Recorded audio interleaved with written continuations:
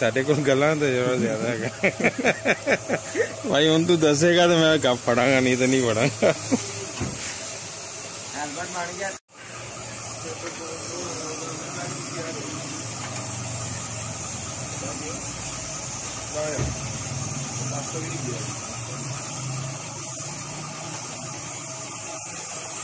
तरबूज का पहला कोट लग गया, अब ये दूसरा लग रहा है फिनिशिंग कोट। इसके बाद इसको लाइनिंग की जाएगी हल्की ग्रीन कलर में।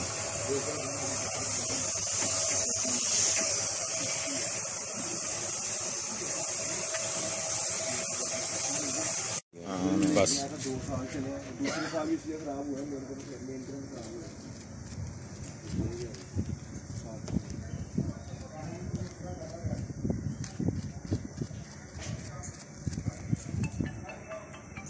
तस्वीर में इसके इफेक्ट दूसरे आ रहे होंगे, तस्वीर में अच्छा लग रहा होगा ये लाजमी, वीडियो में ना।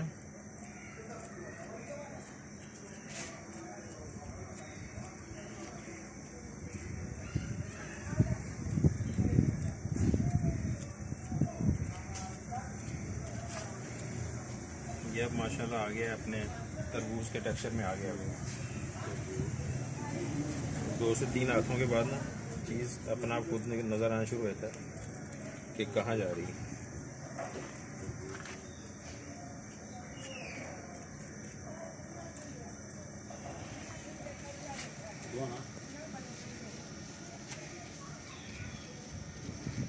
छुरी ले आओ बस। नहीं छुरी आ लेनी है